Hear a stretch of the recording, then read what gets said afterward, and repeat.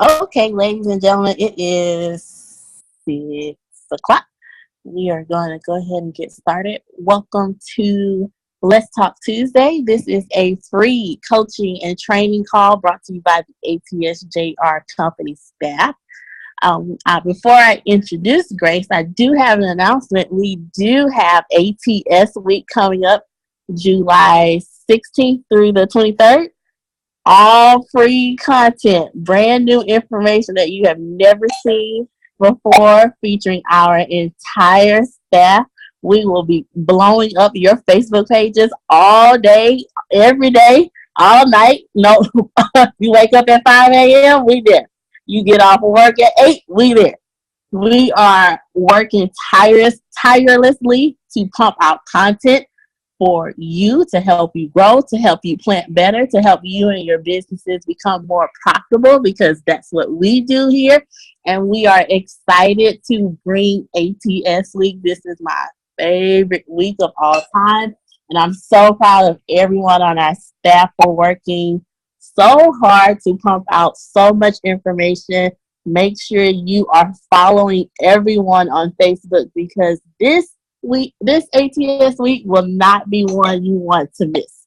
So without further ado, I am introducing our, can I say, director of sales. She is a beast when it comes to sales. If you have not been on the phone with Grace or have heard her on a sales call, shame on you. But that's okay. She's also the CFO of the D. Marie Group. And she is a dear friend. She's clapping. She's a dear friend. She's an excellent person, and she is growing. So there's no one more qualified to deliver on this topic. Without further ado, I introduce to you Miss Grace Sandals. Thank you, Tempest, for that introduction. Didn't know it was all that. All right now. I feel good about myself now. No, seriously, thank you all. Thank you to Antonio and to Tempest for giving me this opportunity to speak to you all on this day. And if anyone knows me, you know that I don't like to beat around the bush, so we're going to get started. Today's topic is don't reverse the journey. How many of us know someone who has or who had gotten out of a bad relationship only to go right back in it? Or how many of us know someone who had an addiction, whether it be drugs, alcohol, depression, anger? They recovered from it, then they fell back into the addiction. Well, ladies and gentlemen, whenever you succeeded at something, you cannot have continued success by reversing the journey. If you go back, that means you know when people say you take one step forward and two steps back, well, you're reversing the journey. And you can't have continued success if you do that. Now, the main reason for reversing the journey is fear of the unknown. Yeah, that word fear, and we've heard a lot of times that fear is not real. They have an acronym for false evidence appearing real, and which it is, because the fear that you have is only in your mind and it's not out in your reality. So when you've made a decision to go after your dream, there are obstacles or challenges that you will face. And as soon as we hit that first bump and we didn't like the way it felt, we decide we don't want to go after the dream anymore. That hurt. I don't want to do that. Your brain is designed to keep you alive. And so it's, if you doing too much and we don't like the way it feels, no, I don't think I want to do that no more. That's reversing the journey. You can't succeed in your dreams by doing that. An example is when someone gets out of a relationship that didn't serve them, but the other person did everything.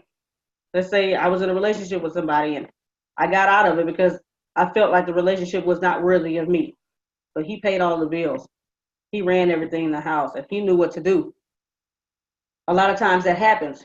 So what will I do? I'm going to go back because I don't know what I'm doing because I'm on my own, but he did everything. So that's fear of the unknown. So no, I don't want to do that, There is a book out there entitled The Dream Giver by Bruce Wilkinson. Make sure you can see that. The Dream Giver by Bruce Wilkinson. And it talks about a gentleman named Ordinary, who is a nobody that lives in the land of familiar. That sounds, I'm pretty sure you can relate to this stuff. Ordinary lives in the land of familiar. He is a nobody, and he lives here. But one day, while he's asleep, something happens. He has this dream, and when he wakes up, he feels the dream so strong in his chest. And then when he wakes up and looks at his windowsill, he sees that it's a feather there.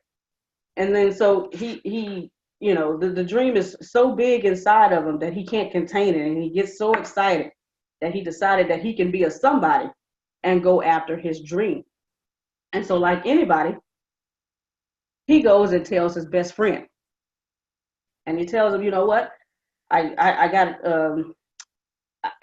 received a dream from the dream giver last night, and I realized that I can be somebody and go after my dream because I got a burning desire to do this. And so I just want to read maybe 2 or 3 pages from this chapter. It won't be long because if you notice, the words are kind of big, and so the pages aren't it's not like a whole bunch, like 100 words on each page. So chapter 2 says, Ordinary leaves his comfort zone. The next morning, Ordinary woke up at the usual time, but instead of reporting to his usual job, he packed his suitcase with the usual stuff. Then he added his journal and a bottle of permanent ink. Just before he closed the latch, he carefully placed his long white feather inside. Soon, Ordinary was walking away from the comfortable center of familiar, where almost every nobody lived. He was heading toward the border, where almost no nobodies ever went. Ordinary had never dared to walk this way before, but like every nobody, he knew that the farther you walked from the center of familiar, the less familiar things became.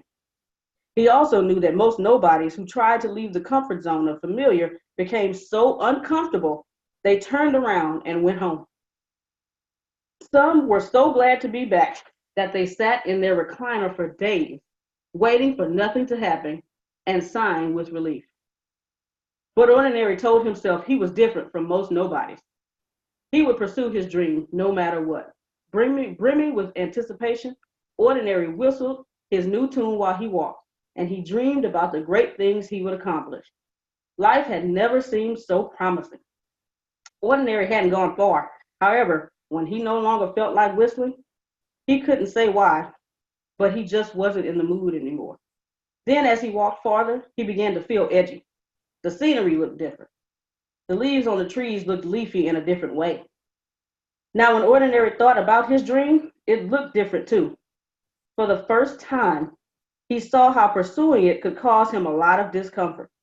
He would have to do unfamiliar things in unfamiliar places, and he wouldn't have his box to watch. You know that box. You look at it almost every day for those of you who do watch the box. They call it television. Then he had an even more disturbing thought. To do what he most loved, he would have to do what he most dreaded. Ordinary's mood quickly went from edgy to anxious. His steps began to slow. He began to have big doubts about his big dream. What had he been thinking? He didn't have enough talent or skill to succeed at his dream. He was clearly unable to accomplish great things. What if he failed right in front of other nobodies? Worse, even if he could do the dream, he was clearly unworthy. Any nobody could see he didn't deserve to live his dream. He was just ordinary, after all.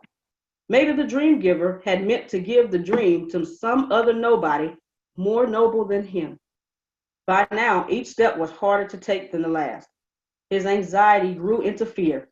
Then up ahead, he saw a sign. It read, leaving the comfort zone of familiar, entering borderland. Now, Ordinary felt sheer terror. Sweat poured off his forehead. He could hardly breathe. He could hardly think. Then, just as he came to the sign, Ordinary hit an invisible wall of fear. He stopped, unable to take one more step. He dropped his suitcase and sat on it. Should he turn around? Last part. He wondered. Or should he try to find a way to go on? Time passed. Then he heard these words, "Why are you stopping?" Ordinary recognized the dream giver. "I think I want to go back home," he said weakly. "I'm not the right nobody to go after such a big dream." "Yes, you are," said the dream giver. "I made you to do this." "But I don't think I can do this," he said. "Yes, you can, and I will be with you. I will help you."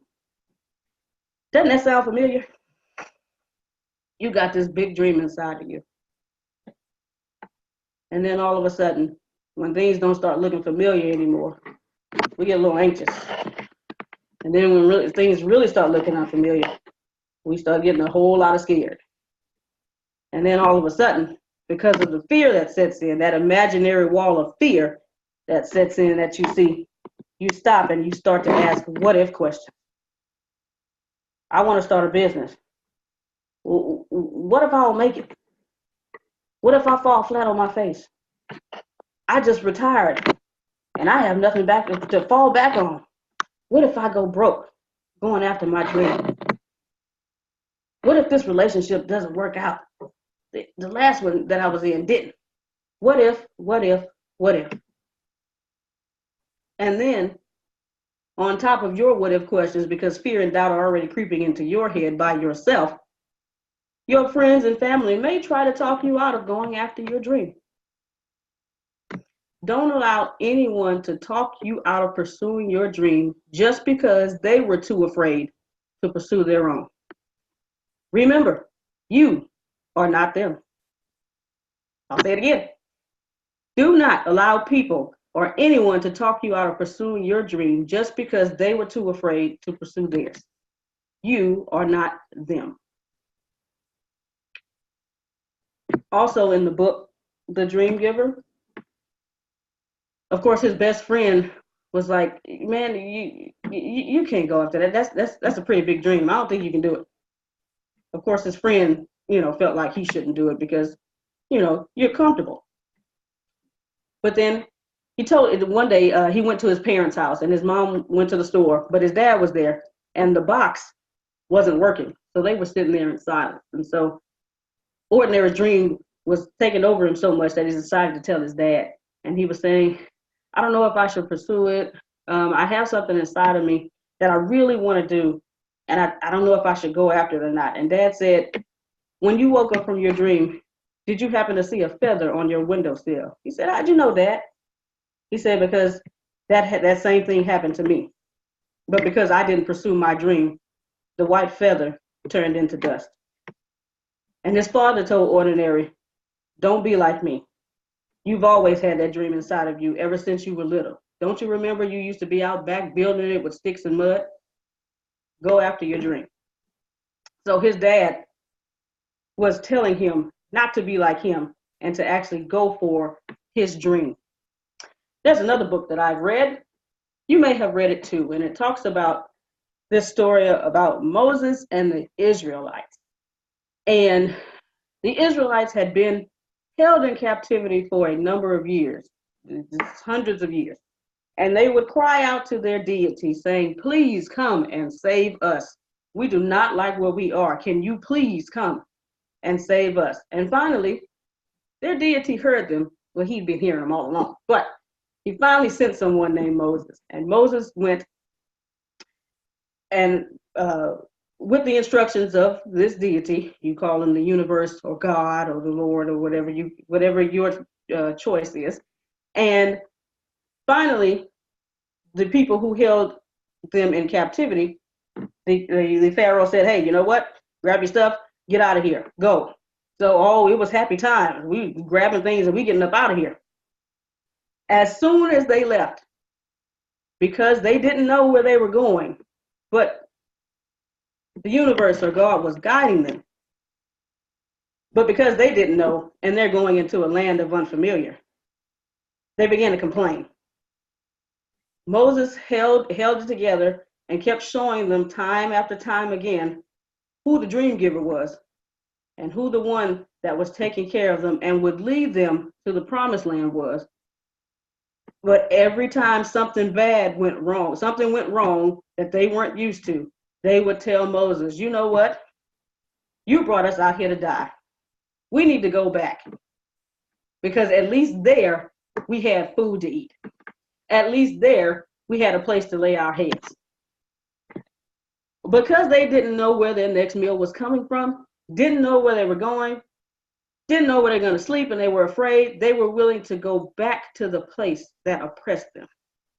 They were willing to go back to the place that they were held in captivity. And a lot of times, we have so much doubt and fear in us, we're willing to leave the unknown only to go back and be comfortable in our discomfort. We're willing to go back to the very thing that is unworthy of us. Going back to the very thing that doesn't serve us and is killing us. I'm telling you right now, if I were to go back to teach this coming school year, I wouldn't make it. Either I wouldn't make it or them kids wouldn't make it. I'm gonna just tell you right now, I told my principal, if I go back this coming year, you will give me a pink slip. And I was dead serious. Because I knew I was serious when I told the person who could fire me that I wasn't gonna make it. So I knew it was time, it was time to go. And something just came over me and said, you'll be all right. You'll make it. Your dream giver has brought you this far. Your dream giver not gonna leave you now. So anything you work to pursue, you will have challenges. It is what it is. You will have challenges. To give birth to you, your mother had to break skin and shed blood. Well, to give birth to your dream, it's gonna hurt. You're gonna have labor pains. That's what it is. That's what I've been told. Never been pregnant, not a mom, but I've heard stories that the pain is not great, okay? You will have labor pains in order to give birth. And just like your birth, when you made your arrival, your mother forgot all about the pain that she went through to get you here. And she fell in love with the miracle that was placed in her arms. The same will happen once you give birth to your dream. All the hell and high water that you're going to go through to get it, but when it comes and you succeeded, you're going to look back and say 3 words, 4 words. It was worth it. You don't see it now because you're still going through and you're still pursuing your dream. But Antonio has always told us, when you're going through and pursuing your dream, enjoy the journey. Don't reverse, but enjoy it. What if your mom decided she wasn't going to give birth to you because people told her how painful it was to go into labor? And she didn't want to go through all that discomfort.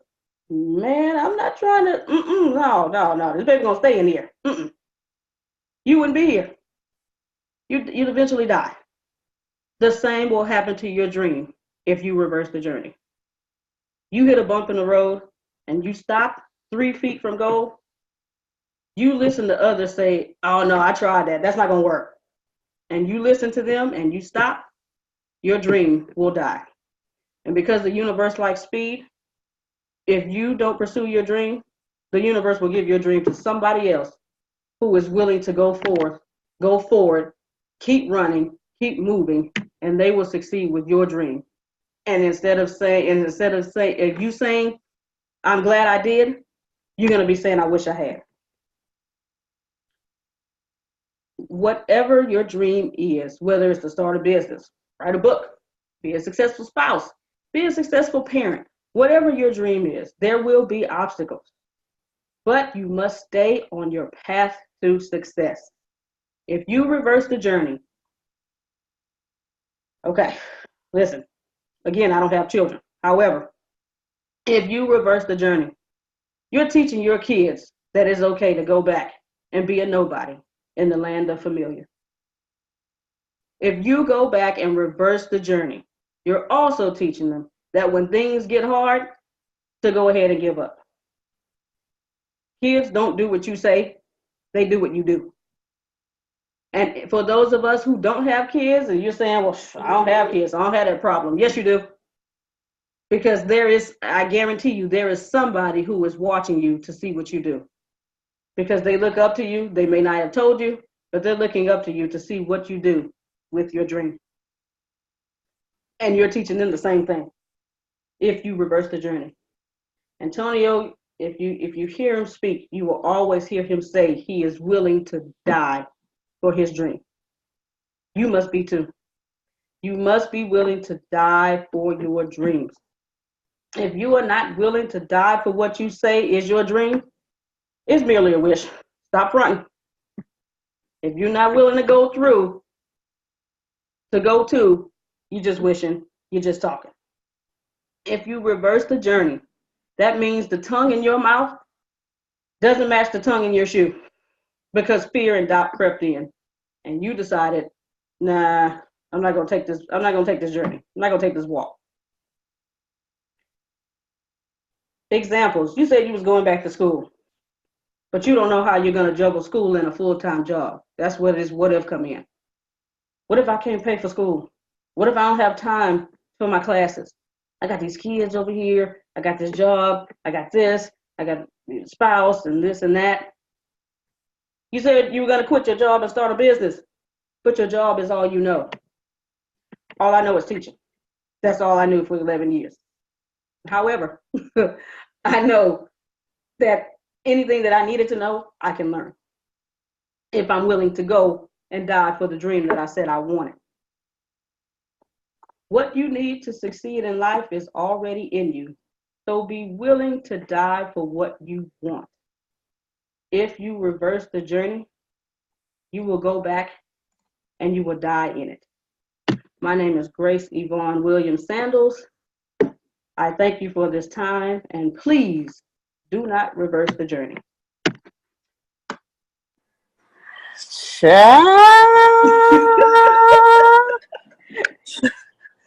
Y'all don't know, but we have a group chat amongst our company, and every Tuesday I tell people don't drag us. And I told Grace don't drag us, but she kind of gave me a side eye, so I already knew she was gonna drag us. So Grace, you dragged me so hard that I had to pull over. I was in traffic. I got off of 45 because you dragged me just that hard. Man, you were phenomenal. That story you read, oh my God, that was incredible. You killed this book. Jesus Christ. If you are new to the call, we do a Q&A session. You don't have to ask a question. You can just make comments. You can just show Grace some love. But good God, you are more than welcome to unmute. I'm not going to say nothing else. Y'all have the floor. My God. Grace Yvette Williams Sanders. Brother.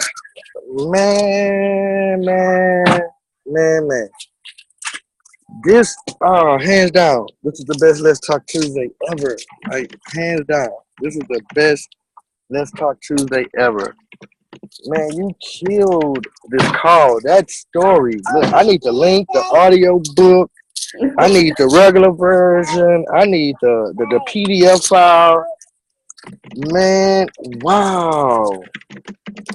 Wow. When I heard your title, I was like, okay, Grace is gonna drag us, but you did more than dragging this time. Like, you literally did a little bit more than dragging. You tore the church down, honey. You just tore the church down, honey, and you did an awesome job. I thank you for that.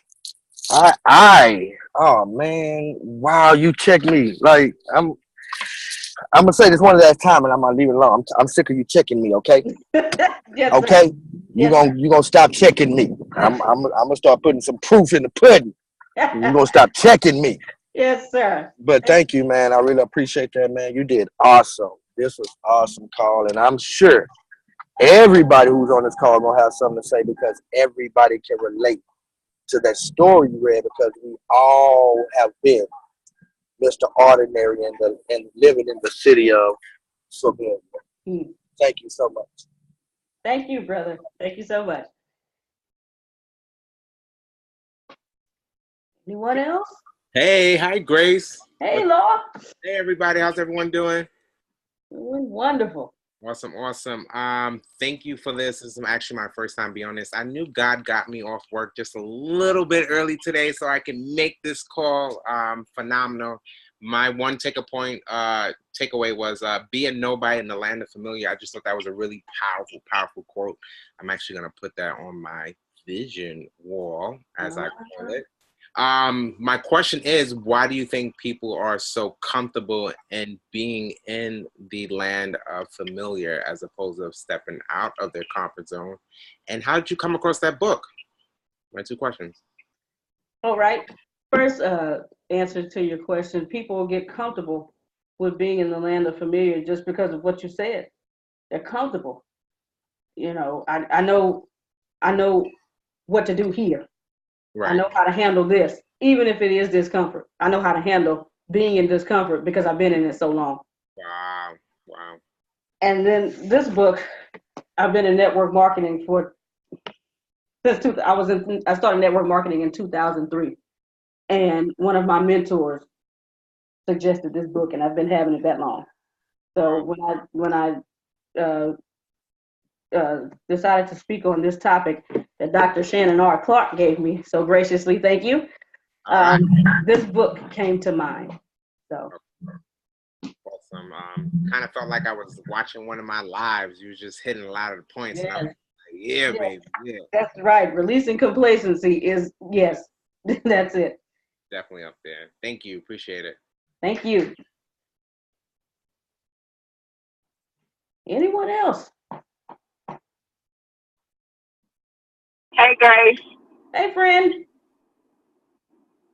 How are you? I'm wonderful, and you? I was doing okay before I called in.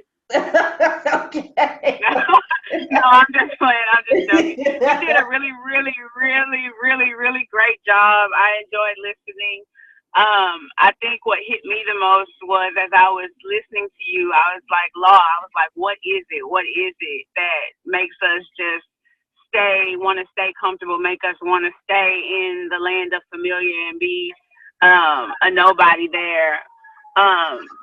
And what came to mind was we are the creators of our comfort. And so we hold dear to our comfort because we created it.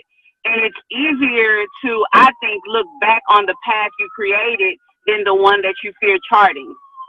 And so we fear charting our future. Like, okay, I don't know how to take these steps, but I know how to take the steps to get back to where I came from. And you helped me to see that the comfort is not so much in where I was, but that I know well how to get back there. I can take good long strides. I can put my catwalk, model walk down that runway to get back to my past. But I have to have that same tenacity and that same vigor and that same confidence in walking to my future. Yeah. You know, and I think sometimes that's where we lack, not because we don't have it in us, but because we don't have the discipline to chart it out. We just say what we want, but we don't go into it to create the path to get there. Like that's supposed to just miraculously come in like the yellow brick road. But no, we have to do the work to chart, just like we created the path to our past. We have to create the path to our future. And what struck that chord with me is when you talked about childbirth. Because when I was pregnant with my son, I wanted nothing more than to have a healthy baby. And so come hell or high water, I did whatever they told me I needed to do to ensure that would happen because I knew what the outcome would be. I knew I had a baby in me. I felt him kicking. I felt him moving. And I knew that I was his life source. We don't believe our dreams are real. And when you don't believe your dreams are real, you won't birth them. Nobody births fake stuff. You can only birth what you believe to be real. And so I thank you for this call because it just turned the light on for me. When you don't believe it's real, you ain't gonna birth it. And so if you have no harvest, if you have no fruit, it's because you've never been impregnated with it. You haven't planted it. And so I'm like, I'm alive. I'm about to go into the matrix. So I'm like, okay, I'm about to chew on this for the next few hours. I thank you so much. Nobody could have did this topic better than you. I'm so glad that you chose to go with it. I love you. I'm so proud of your growth. Keep charting the course for me, retiree, because I'm next. That's it. I love you. Thank you so much. I love you too, friend. Thank you. Okay. I'm glad she went into it deeper for you. Okay, Brian? Okay. Anyone else? Well said. All right. Anyone else? Hello, business partner. What's up? Business partner, what it do? Man, that was amazing. Oh, I got slapped a couple of times, but I'm recovering, I just wanted to say your call was absolutely amazing. I love your growth. I'm loving watching you grow. You are absolutely awesome. And I am going to go put some ice on my cheek now. All right. Thank you, Dee. Love you. All right. Anyone else? Questions, comments, concerns? All right. All right. Well, I know Tempest is driving. I didn't know if she had anything else to say. Tempest, did you have any more announcements? My only announcement is to check us out for ATS week. Hold on, I think someone wants to say something, but they are muted. Okay. Michelle, if you're trying to say something, I've unmuted you. Can you say something? Thank you. I was very frustrated being muted. All right, great. I'm still trying to pick myself up. I was fully dragged, and then on top of that, Shannon had a few good comments. Okay. So, yes, I just want to say I couldn't even take notes. I was so into what you were saying that I didn't want to miss anything, and I always take notes. So that just shows to me that you were phenomenal. I needed this. I definitely needed this today. I needed it at this moment. And that's all I got to say right now is just thank you. And I received it. And that's it. I'm picking myself up. Thank you so much, Grace. You did an awesome job. Your growth is phenomenal. Your growth is, oh my goodness. Keep growing. Keep doing what you're doing. And everyone, I'm watching you because you are awesome to watch and listen to. Thank you. Thank you so much, Michelle, aka Auntie. Mm-hmm. All right. Okay, Tempest, did you have something? Okay, did anybody else have anything to say before we wrap it up? So, Tempest, this is Carol. And can you Hi. hear me? Yes. Hi. So, this is the first time that I've sat in on a call. And I just have to say that I echo everything what everyone else has said. But specifically for me, at 40 years in one career and at 64 years old, it's the length of time that I've become familiar with the discomfort that causes me to stay in it because it's what I know. And while I know it's unhealthy for me, it is what is familiar. I know what to do. I know when to do it. I know how to do it. Mm-hmm. And so I stay in it. And I was actually challenged today around my employment. And I actually made a decision momentarily to look for another job because the amount of discomfort that's in the current one just started to be too much. And it was brought to my attention that that was not the solution. And my fear of not having the comfort of that paycheck that comes with such a cost caused me to think about seeking more discomfort because it's what I know. So my first time on the call, and the message is exactly what I needed. I need to move to a different level. I know that intellectually, but there is a shift that must occur inside of me to get me to really make the leap. So this is the beginning of that. And I will get the book because I love the message.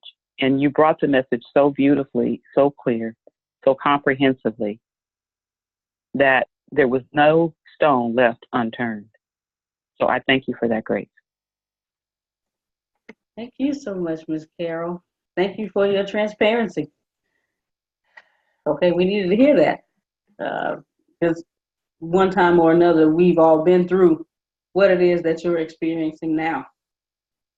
Just don't take steps back. Whatever you feel in your heart that you know that you want, must, or need to do, you go out and you pursue it, Ms. Carol. Thank you so much. Thank you, Grace. There's one more Miss Carol coming. All right, Miss Carol. Hi. I had the hardest time. I was on my phone and I kept saying, hello, hello. Finally, I got my computer out so I can do this. But I had to respond to you. You are a blessing. You are a blessing to this world. And I'm going to tell you, that information that you just shared with us, every young person that's graduating from any high school or college should hear this. Definitely, that should be part of the graduation. That's how powerful that was. That story took you on a journey. It was like going and walking with the wizards, you know? And it hits home because all of us have done something stupid like that one time or another, thinking that that's the best thing for me to do right now. You know, it's too hard to go out there. It's too hard to do this. I can't do this right now.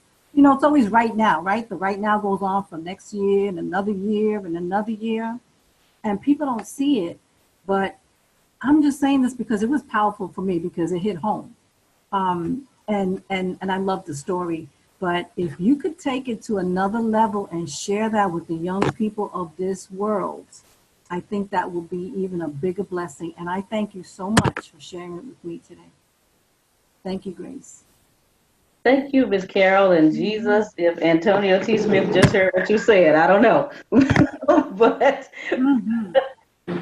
I heard it, and I'm telling you. oh, thanks, brother. Thank you so much. Tempest.